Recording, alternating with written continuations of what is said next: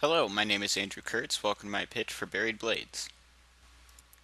Buried Blades is a fantasy-themed turn-based strategy game where the player takes control of master swordsmen and must effectively utilize their unique abilities in an effort to regain control of their lands. Buried Blades has two different perspectives, the mission selection screen and the in-mission view. The mission selection screen is a 2D top-down map of the Isle separated into sections. Each section is a mission that the player could undertake. Once in mission, the perspective shifts to a 3D isometric view. The player is presented with a level populated by obstacles, enemies, and overlaid with a grid. Players decide what missions they wish to undertake, though there will be consequences to their choices, both good and bad. They then assemble a team of swordmasters and equip them as the player sees fit. Once in mission, the player strategically chooses each character's actions during their turn. It is the player's main objective to rid this land of the invaders and restore peace to the Isle.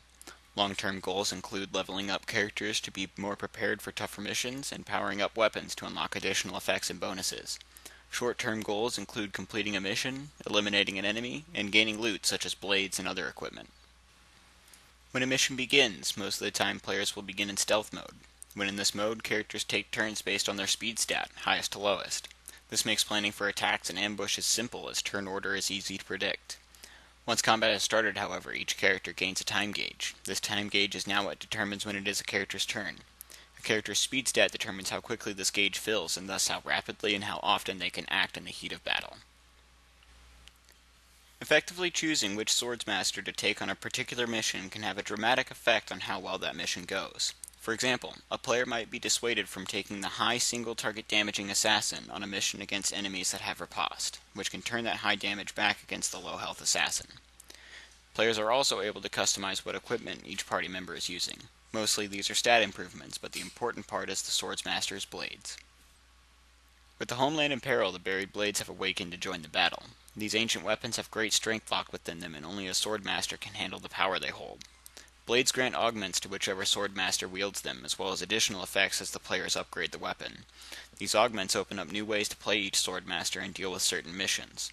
In the previous example, the assassin was a risky choice because the enemies in the mission have riposte. Suppose a player equips a blade that reduces ability damage but adds bleed damage. Now the assassin is at less risk of having a high damage attack be reflected, and can instead deal with the riposte enemies with damage over time. Buried Blade shares similarities to a few titles on the market. It is similar to XCOM in that both have pre-mission team selection, grid-based movement, and share an invasion theme. However, XCOM has an established turn order, a difficult random number generator, base management, and ranged weaponry, while Buried Blades does not. Buried Blades can also be compared to Darkest Dungeon for much the same reasons. However, Darkest Dungeon has a 2D perspective, a particular unique combat system which utilizes a difficult RNG, as well as base management.